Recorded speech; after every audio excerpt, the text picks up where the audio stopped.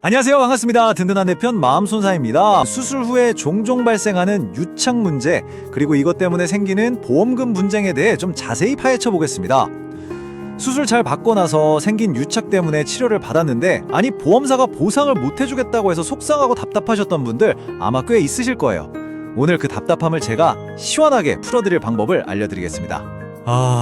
정말 자궁근종이나 제왕절개 같은 수술 후에 찾아오는 통증, 사실 몸이 아픈 것만으로도 너무 서럽잖아요. 그런데 그렇게 믿었던 보험사마저 등을 돌리면 정말 마음까지 무너져 내리는 기분이죠.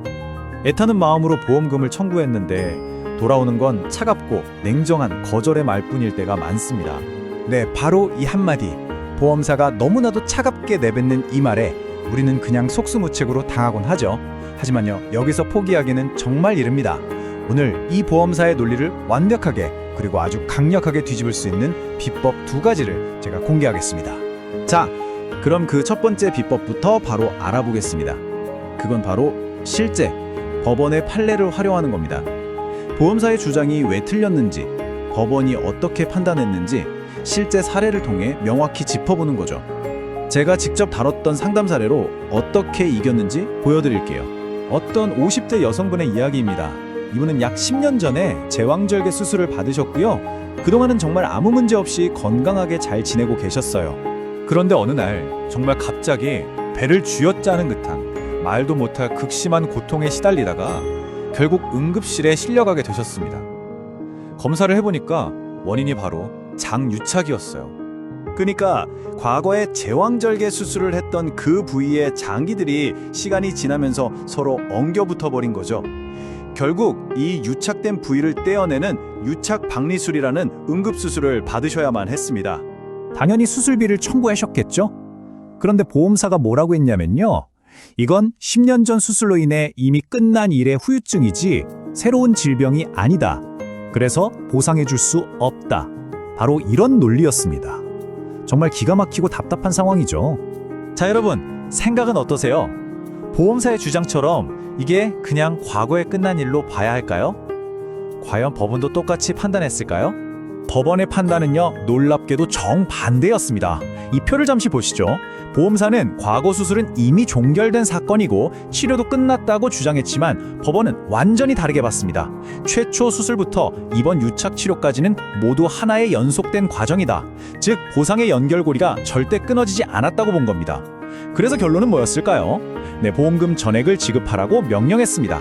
바로 이 사건을 승리로 이끈 핵심 키워드가 인과관계입니다. 최초의 수술이 원인이 되어서 유착이라는 결과가 발생했고 그로 인해 치료가 필요했다는 이 의학적, 법적 연결고리만 제대로 입증해내면 이건 명백하게 수술 치료의 연장선으로 인정받을 수 있다는 뜻입니다. 이렇게 법원 판례를 활용하는 것도 아주 강력한 방법인데요. 사실 소송까지 가기 전에 보험사의 논리를 더 직접적으로 무너뜨릴 수 있는 어쩌면 더 강력한 무기가 있습니다. 그게 바로 2번째 비법, 보험약관 자체의 허점을 파고드는 겁니다.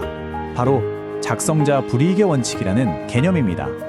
이름이 좀 어렵게 들릴 수 있는데 내용은 아주 상식적이고 강력한 원칙이에요. 쉽게 말해서 약관 내용이 애매모호해서 여러 가지로 해석될 수 있다면 그로 인한 불이익은 약관을 만든 쪽, 즉 보험사가 져야 한다는 뜻입니다.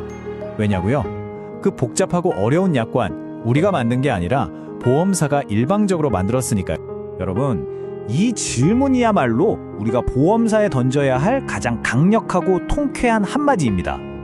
만약 보험사가 보상을 거절한다면 이렇게 딱 되물으세요. 유착은 보상에서 제외된다는 내용이 도대체 약관 어디에 명확하게 한 글자도 빠짐없이 적혀 있는지 증명해 보라고 요구하는 겁니다. 입증의 책임을 보험사에게 확 넘겨버리는 거죠.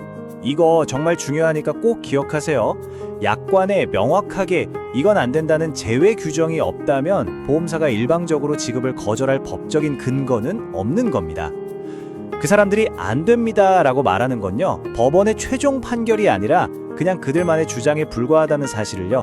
자, 이렇게 판례의 힘과 약관의 허점이라는 2가지 아주 강력한 무기를 우리가 손에 쥐었습니다. 그럼 이제 이걸 어떻게 사용해야 할지 구체적인 실전 계획을 한번 짜보겠습니다. 이제 여러분의 의무 기록에서 딱 이 3가지만 확인하시면 됩니다.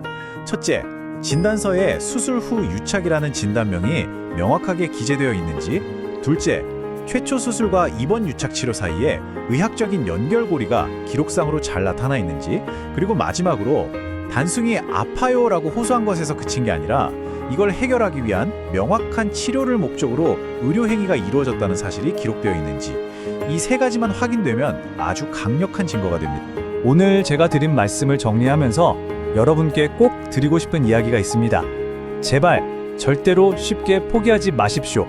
이 말을 꼭 가슴에 새겨두셨으면 좋겠습니다. 많은 분들이 보험사를 무슨 공정한 심판처럼 생각하시는데 절대 그렇지 않습니다. 보험사는 엄연히 우리와 계약을 맺은 상대방입니다.